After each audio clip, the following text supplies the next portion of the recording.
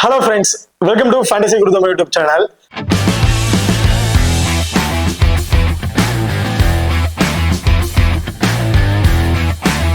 நீங்களும் நம்ம சேனலை சப்ஸ்கிரைப் பண்ணாம இருக்க சப்ஸ்கிரைப் பண்ணிக்கங்க. அப்படியே பக்கத்துல பெல் ஐகான் ஹிட் பண்ணி ஆல்ல கொடுங்க. நான் போடக்கூடிய வீடியோக்கள் எல்லாமே உடனுக்குடன் பாருங்க.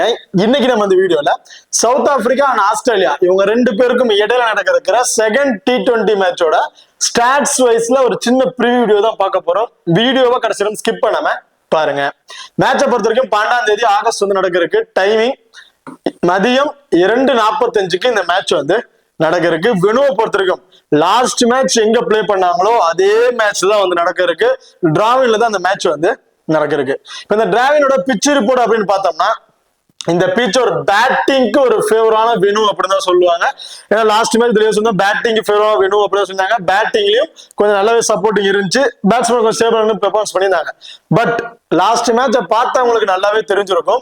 பவுலர்ஸ் தான் நல்லாவே டாமினேட் பண்ணியிருந்தாங்க. பேட்ஸ்மேன்ல 1 or 2 பேட்ஸ்மேன் இன்னும் அடிச்ச ஸ்கோர் தான் அந்த 165 to 170 அப்படிங்கிறது. எல்லா பேட்ஸ்மேனுமே அந்த ஸ்கோர்ஸ் அடிக்க கிடையாது. டாப் ஆர்டர்ல டக்குன்னு விக்கெட் இழந்துட்டாங்க.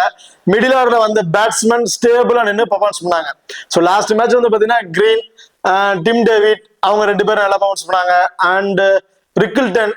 ஸோ இந்த மாதிரி 1 or 2 பிளேயர்ஸ் நின்று பிளே பண்ணா மட்டும் தான் எல்லா பிளேயர்ஸுமே அடிக்க கிடையாது. ஸோ அப்போ ஸ்டார்டிங் பவர் பிளேல நல்ல ஒரு விக்கெட்டிங் ஆப்ஷனா தான் இருக்கு. பவுலர்ஸ்க்கு நல்லாவே சப்போர்ட்டிங் இருக்கு. மிடில் ரேஞ்சில் அதுவும் மினிமம் பாத்தீங்கன்னா ஒரு 8 ஓவருக்கு 9 ஓவருக்கு அப்புறம் தான் பேட்ஸ்மேன் கொஞ்சம் நின்று அடிக்க ஆரம்பிக்கிறாங்க. அதுலயும் ஃபாஸ்ட் பவுலர்ஸ் கொஞ்சம் நல்லாவே டஃப் கொடுக்குறாங்க. ஸ்பின்னரை கம்பேர் பண்ணும்போது ஸ்பின்னருக்கு அந்த அளவுக்கு சப்போர்ட்டர் இல்லைன்னு தான் சொல்லுவேன் இந்த மேட்சஸை பொறுத்த வரைக்கும். ஸோ இந்த வெனுவை பொறுத்த வரைக்கும் ஓவரால் டாஸ் வின் பண்ணிட்டு ஃபர்ஸ்ட் பவுலிங் தான் சூஸ் பண்ணுவாங்க. ஸோ பவுலிங் ட்ரை பண்ணிட்டு சேஸ் பண்றதுக்கு ஈஸியா வின் பண்ணிடலாம் அப்படிங்கிற மைண்ட்ல அவங்க சூஸ் பண்றாங்க. பட் லாஸ்டா அந்த மேட்ச்ல சேஸ் பண்ண டீமால வின் பண்ண முடியல. ஃபர்ஸ்ட் பேட் பண்ண டீம் தான் வின் பண்ணிருக்காங்க. இதுல லாஸ்ட் மேட்ச் பிளே பண்ணதோட ரெக்கார்ட் இதுல இருக்கு. Australia 178 run 10 விக்கெட்டுமே இழந்துட்டாங்க. ஆஸ்திரேலியா அதை சேஸ் பண்ண முடியல. 9 விக்கெட் இழந்துட்டாங்க. 161 ரன் தான் அடிச்சிருக்காங்க. இதுல ஃபாஸ்ட் பவுலர் ஃபர்ஸ்ட் இன்னிங்ஸ்ல 7 விக்கெட், செகண்ட் இன்னிங்ஸ்ல 6 விக்கெட் அப்படிங்க எடுத்திருக்காங்க. ஸ்பின்னர் ஃபர்ஸ்ட் இன்னிங்ஸ்ல 2, செகண்ட் இன்னிங்ஸ்ல 3 விக்கெட் அப்படிங்கிற மாதிரி கிடைச்சிருக்கு. சோ அப்ப இந்த ரெக்கார்ட்ஸை பார்க்கும்போது போத் இன்னிங்ஸ்க்குமே ஃபாஸ்ட் பவுலருக்கு சப்போர்ட் நல்லாவே இருக்கு. ஓகே, பார்த்துதா நீங்களும் நம்ம டெலிகிராம் சேனல் ஜாயின் பண்ணல அப்படின்னா மறக்காம ஜாயின் பண்ணிக்கங்க. லாஸ்ட் ஹாஃப் அன் ஹவர்ல grand league and small league ஒரு டெமோ டீம் கொடுக்குறோம். அந்த டீம்ல இருந்தவங்க தகுந்த பிளேயர்ஸா இருக்கட்டும் அல்லது கேப்டன் அண்ட் வைஸ் கேப்டன் ஆகட்டும் சேஸ் பண்ணி பிளே பண்ணி பாருங்க. அது மட்டும் இல்லாம லாஸ்ட் ஹாஃப் அன் ஹவர்ல ஸ்போர்ட்ஸ் ஆப்ல இருக்க pop option and Kubera fantasy ஆப்ல இருக்க டியூ ஆப்ஷன், இது ரெண்டுலயுமே நாங்க எந்த ஆப்ஷன்ஸ்ல ட்ரை பண்றோமோ அதே ஆப்ஷன்ஸ்ல நம்ம டெலிகிராம் சேனல்லயும் கொடுத்துட்டு இருக்கோம். சோ மறக்காம நம்ம டெலிகிராம் சேனல் ஜாயின் பண்ணிக்கங்க. டிஸ்கிரிப்ஷன்ல லிங்க் இருக்கு. அது மட்டும் இல்லாம நீங்களும் நம்ம எக்ஸல் ஆப் இன்ஸ்டால் பண்ணல அப்படின்னா மறக்காம இன்ஸ்டால் பண்ணிக்கங்க. டிஸ்கிரிப்ஷன்ல லிங்க் இருக்கு. Invite code FGT. நம்ம எக்ஸல் ஆப்ல ஃபர்ஸ்ட் டெபாசிட் பண்றவங்களுக்கு 100% டெபாசிட் போனஸ் கொடுக்குறாங்க. And small league and grand league focus பண்ணி பிளே பண்றவங்களுக்கு ரொம்ப பெஸ்டான ஆப்பா வந்துருங்க. ஸோ லேப்ல ஸ்மால் லீக்ல ஃபோக்கஸ் பண்றவங்களுக்கு ரொம்ப பெஸ்டான ஆப்பா இருக்கும். பட் நம்ம எக்ஸல் ஆப்ல பாத்தீங்கன்னா கிராண்ட் லீக்ல ஃபோக்கஸ் பண்றவங்களுக்கு ரொம்ப பெஸ்டா தான் இருக்கும் அப்படின்னு சொல்லுவேன். ஏன்னா நம்ம எக்ஸல் ஆப்ல யூசர்ஸ் பேஸ் ரொம்ப கம்மி அப்படிங்கிறதுனால மத்த ஆப்பை கம்பேர் பண்ணும்போது நம்ம ஆப்ல கண்டிப்பா மத்த ஆப்பை கம்பேர் பண்ணும்போது நம்ம எக்ஸல் ஆப்ல பாத்தீங்கன்னா நீங்க ஈஸியா வின் பண்ணலாம் கிராண்ட் லீக்ல. ஏன்னா யூசர்ஸ் பேஸ் ரொம்ப கம்மி அப்படிங்கிறதுனால மல்டிபிள் டீம்ல நீங்க கிராண்ட் லீக்ஸ் ட்ரை பண்ணும்போது டாப் 5 ரேங்க்ல வரதுக்கான வாய்ப்புகள் இருக்கு. அது மட்டும் இல்லாம GST பிடிப்பது கிடையாது, DDS பிடிப்பது கிடையாது.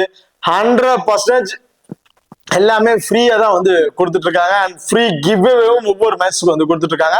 ஸோ மறக்காம நம்ம எக்ஸல் ஆப்பை இன்ஸ்டால் பண்ணி ட்ரை பண்ணி பாருங்க. டிஸ்கிரிப்ஷன்ல லிங்க் இருக்கு. Invite code FGT.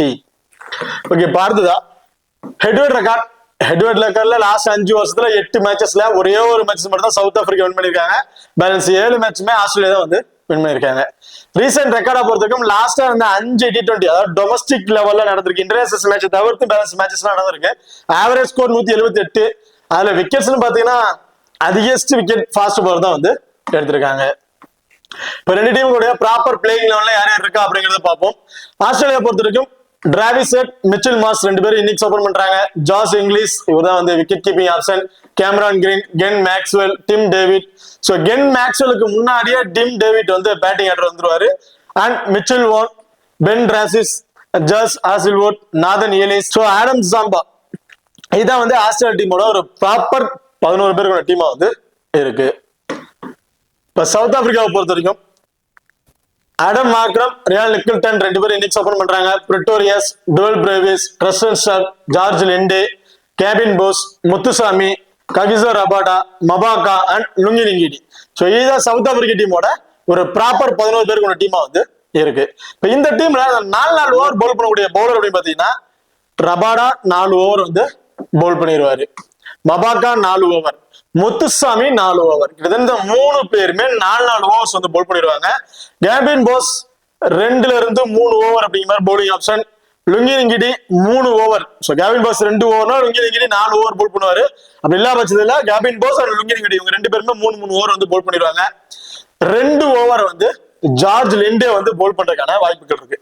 In case Muthusamy இந்த மேட்ச்ல பிளே பண்ணல அப்படின்னா அதுக்கு பதிலா வேற ஒரு பிளேயர் வராரு அப்படின்னா 4 ஓவருமே ஜார்ஜ் லிண்டே வந்து பவுல் பண்ணிடுவாரு. சோ முத்துசாமி இருக்கிற வரைக்கும் ஜார்ஜ் லிண்டேக்கு பெரிய அளவுக்கு பவுலிங் ஆப்ஷன் கிடைக்காது. முத்துசாமி இல்லாத பட்சத்துல ஜார்ஜ் லிண்டே தான் பொசிஷன் எடுத்துக்குவாரு. சோ அப்ப ஜார்ஜ் லிண்டே இந்த மேட்ச் முத்துசாமி இல்ல ஜார்ஜ் லிண்டே தான் இருக்காரு அப்படின்னா அவர் ரொம்பவே இம்பார்ட்டன்ட் பிக்கா வந்து இருப்பாரு. அண்ட் ஆஸ்திரேலியாவை பொறுத்த வரைக்கும் 4 ஓவர் பவுல் பண்ணக்கூடிய bowlers Ben Dwarshuis 4 over, Josh Hazlewood 4, Nathan Ellis 4, Adam Zampa 4, Glenn Maxwell 4. Last match இந்த 5 பிளேயர் தான் அவரோட 4 ஓவர்ஸ் வந்து பவுல் பண்ணியிருந்தாங்க. மிச்சல் ஓனுக்கு பெருசா பவுலிங் ஆப்ஷன் கொடுத்து ட்ரை பண்ணல. கேமரான் கிரீனுக்கும் பவுலிங் ஆப்ஷன் கொடுத்து ட்ரை பண்ண கிடையாது. இதுல இன்கேஸ் யாராச்சும் அடி வாங்கிட்டாங்க, ஸ்கோர்ஸ் ரொம்ப கொடுத்துட்டாங்க அப்படிங்கிற பட்சத்துல மட்டும் தான் மிச்சல் ஓன் வந்து பவுல் பண்ணுவாரு.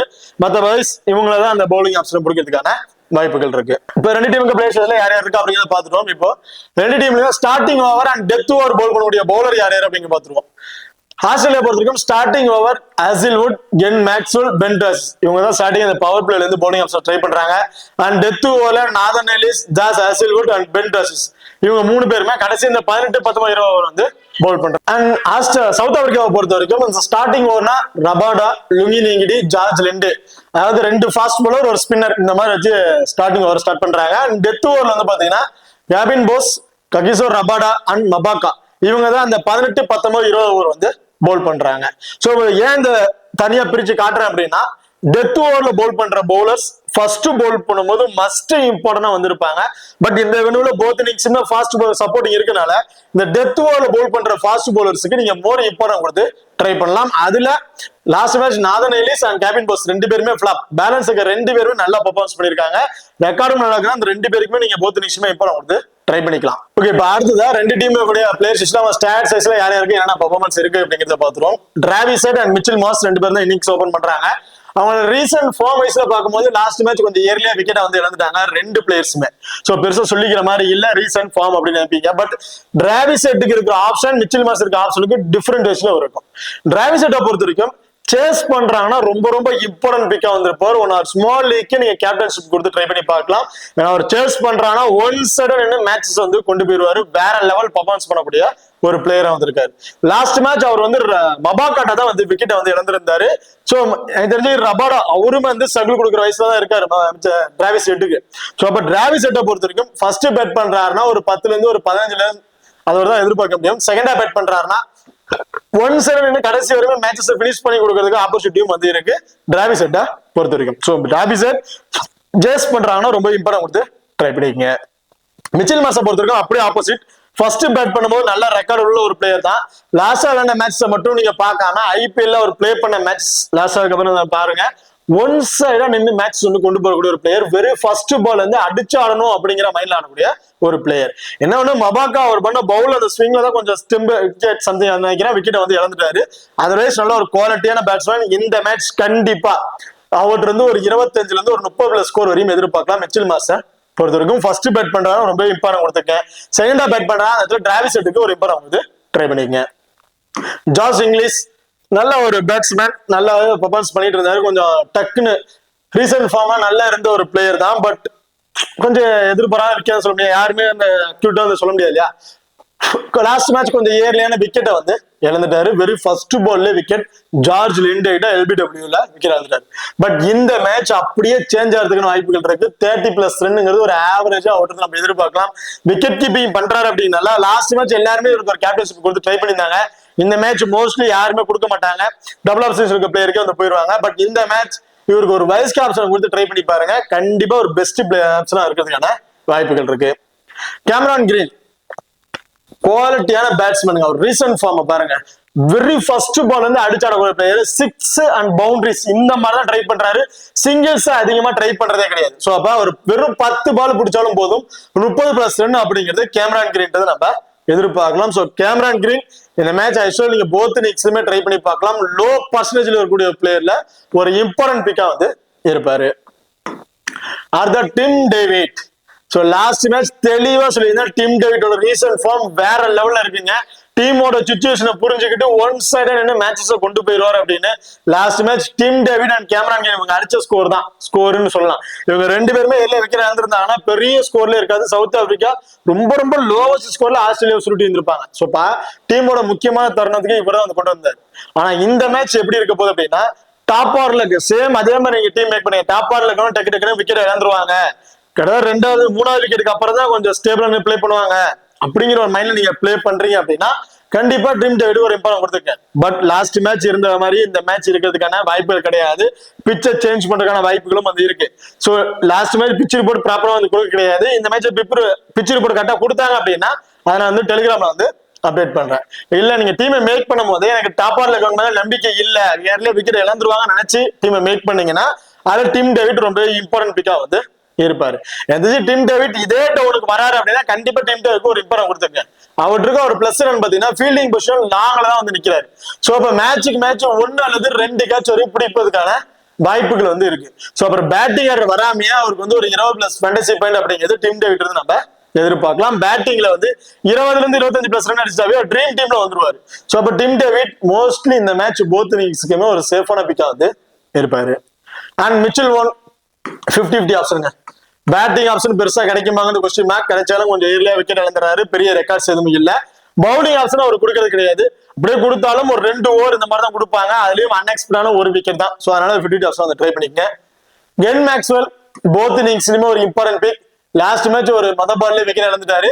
ரீசன்ட் ஃபார்ம் ஆவரேஜா அவர்கிட்ட நம்ம ஒரு 20+ ரன் அப்படிங்கறத எதிர்பார்க்கலாம். அண்ட் பவுலிங்ல ஒரு விக்கெட், அன்எக்ஸ்பெக்டான 2 விக்கெட் அப்படிங்கிறத எதிர்பார்க்கலாம். சோ போத் இன்னிங்ஸ்க்குமே ஒரு சேஃபான பிக்கா வந்து இருப்பாரு. ஒரு ஸ்மால் லீக்கோட ஒரு வயசுக்கான கேப்டன்ஷிப் கொடுத்து ட்ரை பண்ணி பாருங்க. பென் பிராசிஸ் லாஸ்ட் மேட்ச் ரொம்ப சூப்பரா பவுல் பண்ணியிருந்தாருன்னு சொல்லணும். 17 ரன் 3 விக்கெட் அப்படின்னு இருந்தாரு. ரீசன்ட் ஃபார்மும் ரொம்ப சூப்பரா இருக்கு. ஃபர்ஸ்ட் மேட்ச்லயே நல்ல ஒரு பெர்ஃபார்மன்ஸ் பண்ணிருக்காருங்க. எனக்கு தெரிஞ்சு போத் இன்னிங்ஸுக்குமே ஒரு சேஃபான பிக் அப்படின்னு சொல்லுவேன். ஏன்னா கடைசி அந்த 19வது ஓவர் இவர் தான் வந்து பவுல் பண்றாரு அப்படிங்கும்போது ஆனா கடைசி ஓவர்ல 2 விக்கெட் கூட கிடைக்கிறதுக்கான வாய்ப்புகள் இருக்கு. சோ போத் இன்னிங்ஸுமே சேஃபான பிக்கா இருக்க வாய்ப்புகள் இருக்கு பென் பிராசிஸை பொறுத்த வரைக்கும். And Hazlewood. So Hazlewood as usual both innings ஒரு இம்பார்ட்டன்ட் பிக். ஒன்னா ஸ்மால் லீக் ட்ரை பண்றீங்கன்னா ஒரு கேப்டன்ஷிப் கூட கொடுத்து ட்ரை பண்ணி பார்க்கலாம். பர்டிகுலரா ஃபர்ஸ்ட் பவுல் பண்றாங்கன்னா கண்டிப்பா ஒரு கேப்டன்ஷிப் கொடுத்து ட்ரை பண்ணி பாருங்க. 3ங்கிறது 4 விக்கெட் கூட எடுக்கிறதுக்கான வாய்ப்புகள் இருக்கு. ஆடம் ஜாம்பா ஃபர்ஸ்ட் பவுல் பண்றாரு அப்படின்னா ஒரு விக்கெட், செகண்டா பவுல் பண்றானா 2 விக்கெட் அப்படிங்கறத எதிர்பார்க்கலாம். சோ ஆடம் ஜாம்பாவை பொறுத்த வரைக்கும் ஃபர்ஸ்ட் பவுல் பண்றாருன்னா 50 ஆப்ஷன் ட்ரை பண்ணிக்கங்க. செகண்டா பவுல் பண்றாருன்னா மஸ்ட் ட்ரை ஆப்ஷன் வந்து இருப்பாரு. நாதன் எலிஸ் சோ எனக்கு தெரிஞ்சு 50 ஆப்ஷன் தாங்க. ஃபர்ஸ்ட் பவுல் பண்றாருன்னா ஒரு விக்கெட், செகண்டா பவுல் பண்றாருன்னா நீங்க அவரை கன்சிடர் பண்ண தேவையில்ல. ஓகே, இப்ப அடுத்ததா ஆடம் மார்க்ரம். சோ சவுத் ஆப்பிரிக்கால Aiden Markram and Ryan Rickelton 2 பேரும் தான் இன்னிங்ஸை வந்து ஓபன் பண்றாங்க. சோ ஒரு ஆடம் மார்க்ரம் பொறுத்த வரைக்கும் ரீசன்ட் ஃபார்ம் நல்ல ஃபார்ம்ல இருக்கக்கூடிய பிளேயர். லாஸ்ட் மேட்ச் கொஞ்சம் ஏர்லியா விக்கெட் வந்து இழந்துட்டாரு. 100% ஒரு சேஃபான பிக்கா இருப்பாருங்க. சப்போஸ் மத்த பவுலர்ஸ்க்கு ஒரு சப்போர்ட் இல்ல, விக்கெட் கிடைக்கலன்னா இவரு கூட அந்த பவுலிங் ஆப்ஷனை ட்ரை பண்றதுக்கான வாய்ப்புகள் இருக்கு. சோ அப்போ கண்டிப்பா ஆடம் மார்க்ரம் இந்த மேட்ச் போத் இன்னிங்ஸுமே ஒரு சேஃபான பிக்கா வந்திருப்பாரு. ஒரு 30+ ரன் வரையும் அடிக்கிறதுக்கான வாய்ப்புகள் இருக்கு. அடுத்து பாத்தீங்கன்னா ரியல் ரிக்கர்டன். சோ ரிக்கர்டனை பொறுத்த வரைக்கும் விக்கெட் கீப்பிங் இவர் தான் வந்து பண்றாரு. லாஸ்ட் மேட்ச் ரொம்ப சூப்பரா நாக்கு வந்து பிளே பண்ணியிருந்தாரு. 71 ரன். அவர் மட்டும் அவுட் ஆகாம இருந்திருந்தாரு அப்படின்னா கண்டிப்பா மேட்ச் வந்து சவுத் ஆப்பிரிக்கா தான் வின் பண்ணிருப்பாங்க. சோ அவரோட விக்கெட் எதிர்பாராத ஒரு விக்கெட் அப்படின்னு தான் சொல்லணும். அந்த மாதிரி ஒரு விக்கெட் வந்து கிடைச்சிருச்சு. சோ நல்ல ஃபார்ம்ல இருக்கக்கூடிய ஒரு பிளேயர். போத் இன்னிங்ஸ்க்குமே சேஃபான பிக். ஸ்மால் லீக்கு இவருக்கு வந்து ஒரு வைஸ் கேப்டன் கூட கொடுத்து ட்ரை பண்ணி பாருங்க. கிராண்ட் லீக்கு கேப்டன்ஷிப் கூட கொடுத்து ட்ரை பண்ணி பார்க்கலாம். ஃபர்ஸ்ட் பேட் பண்றாரு அப்படின்னா இவர்கிட்ட வந்து நீங்க ஒரு 25 இருந்து ஒரு 30+ ரன் இந்த மாதிரி தான் வந்து எதிர்பார்க்கணும். சேஸ் பண்றாங்க அப்படின்னா கண்டிப்பா ஒரு கேட்டகரி சூப்பரான பிளேயரா வந்து இருப்பாரு. பிரிட்டோரியஸ் சோ மோஸ்ட்லி எனக்கு தெரிஞ்சு இந்த மேட்ச் கேன்சல் பண்ண வேணாம்னு தான் சொல்லுவேன். ஏன்னா பிரிட்டோரியஸை பொறுத்த வரைக்கும் முதல் 2 மேட்ச் பெரிய அளவுக்கு இம்பார்ட் இருக்காது. கடைசி மேட்ச் தான் வந்து நல்லா மாங்க வந்து அடிச்சு நிற்பாரு. சோ அதனால இந்த மேட்சும் அவர் பெருசா இம்பார்ட் கொடுக்க தேவையில்லை. இன்கேஸ் ஒரு மேட்ச் கண்டிப்பா இந்த மேட்ச் இம்பார்ட் கொடுக்குறேன்னு வச்சீங்கன்னா ஃபர்ஸ்ட் பேட் பண்றாங்கன்னா வேணா ஒரு இம்பார்ட் ட்ரை பண்ணி பாருங்க. செகண்ட் பேட்னா மோஸ்ட்லி கேன்சல் பண்ண தேவையில்லை. டுவல் பிரேவிஸ் லாஸ்ட் மேட்ச் தவிர்த்து மிச்ச எல்லா மேட்சுமே ஒரு நல்ல பர்ஃபார்மன்ஸ் பண்ணிருக்காரு. குயிக் ஃபயர் நாக் ஒரு 30-35 ரன் அப்படிங்கிற மாதிரி அடிச்சிருவாரு. லாஸ்ட் மேட்ச் மட்டும் தான் ஒரு இயர்லியான விக்கெட்ஸ். இந்த மேட்ச் எனக்கு தெரிஞ்சு கண்டிப்பா ஒரு 25 ஒரு 30+ ரன் வரையும் அடிக்கிறதுக்கான வாய்ப்புகள் இருக்கு. இந்த டாப் இந்த 3 பிளேயர்களை ட்ரை பண்ணிக்கலாம். இவரை தவிர்த்துட்டு ட்ரை பண்ணா தாராளமா ட்ரை பண்ணி பாருங்க. ட்ரஸ்ட் அண்ட் ஸ்டப் இந்த மேட்ச் உங்களுக்கு ஆடம் மார்க்கர் மேலேயோ இல்ல டுவெல் பிரேவிஸ் மேலேயோ நம்பிக்கை இல்ல, அவங்களுக்கு தெரிஞ்சு எல்லா விக்கெட் இழந்துருவாங்க நினைச்சீங்க அப்படின்னா அந்த இடத்துக்கு ட்ரஸ்ட் அண்ட் ஸ்டப் 100% சேஃபான பிக்கா வந்திருப்பாரு. குவாலிட்டியான பேட்ஸ்மேன், குட் பினிஷர்னு சொல்லலாம்.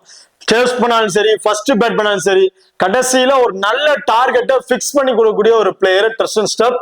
இந்த மேட்ச் கண்டிப்பா ஆடம் மார்க்ரம் மேலேயோ இல்ல டுவெல் பிரேவிஸ் மேலேயோ உங்களுக்கு நம்பிக்கை இல்லை, 2 பேர்ல இருந்து எனி ஒரு பிளேயர் மேல உங்களுக்கு நம்பிக்கை இல்லை அப்படின்னா அந்த இடத்துல ட்ரஸ்ட் அண்ட் ஸ்டெப்பை கண்டிப்பா ட்ரை பண்ணி பாருங்க. ரொம்ப சேஃபான பீக்கா வந்து இருப்பாரு.